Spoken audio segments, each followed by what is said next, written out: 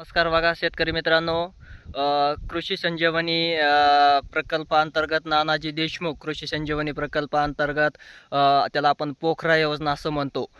त्या पोखरा योजनेत ज्यांना काही ठिबक तुषार वगैरे घ्यायचं असेल त्यांच्यासाठी भरघोस असं अनुदान शासनाने जाहीर केलेलं आहे. मग त्यासाठी तुम्हाला घ्यायचं असेल तर त्यासाठी 80% आसपास काय केलेलं आहे, अनुदान जाहीर केलेलं आहे. कारण महा-डी-बी-टी थ्रू ही सुद्धा योजना होती पहिली, पण महा-डी-बी-टीचा प्रश्न असा होता की अनुदान यायला वेळ लागत होता, कधी 1.5 वर्षे 2 वर्षे जास्तीचाही टाईम लागत होता. आणि पोखरा या योजनेअंतर्गत जास्तीचा कालावधी लागत नाही, 4-6 महिने 6 महिन्याच्या कालावधीच्या आतमध्येच काय होतं, हे जे अनुदान आहे ते शेतकऱ्यांच्या खात्यामध्ये वर्ग केलं जातं. मग ज्यांना स्प्रिंकलर घ्यायचं असेल त्यांना सुद्धा काय 80% अनुदान आहे.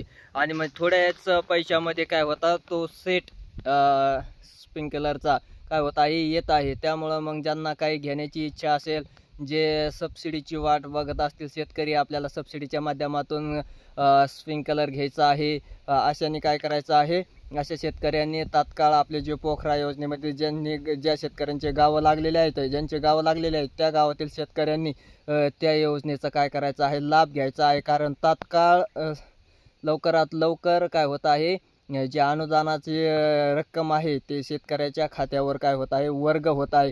त्यामुळं मग आपण काय करायचं आहे, ह्याचा तुम्हाला जर लाभ घ्यायचा असला तर घेऊ शकता. आणि ठिबकचं सुद्धा तसंच आहे, 80%च आहे.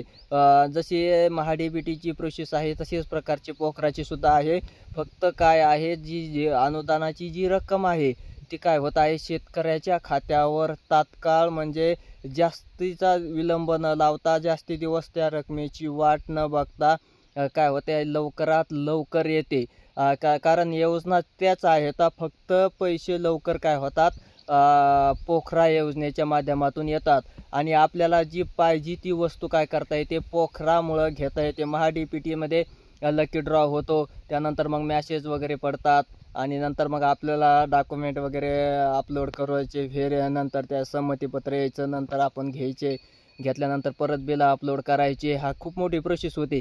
पण आपल्याला ज्या वस्तू आहेत शेतकऱ्यांसाठी, त्या वस्तू ज्या शेतकऱ्यांना घ्यायच्या आहेत त्या तुम्ही काय करू शकतात, पोखरा योजनेच्या माध्यमातून घेऊ शकता. कारण अनुदान वगैरे काय होतं, तात्काळ येतं, जास्तीचा अनुदानाला विलंब लागत नाही. मग ज्या घेण्यास इच्छुक आहेत, ज्यांना घेण्यासाठी ते थांबलेले आहेत, अशा शेतकऱ्यांनी काय करायचं आहे, या योजनेचा लाभ घ्यायचा आहे. महा-डी-बी-टी पोर्टलला काय करायची आहे, भेट द्यायची आहे. महा-डी-बी-टी पोर्टलची लिंक आपल्या डिस्क्रिप्शनमध्ये दिलेली आहे व्हिडिओच्या, तुम्ही ते काय करू शकता, भेट देऊ शकता, पाहू शकता. धन्यवाद.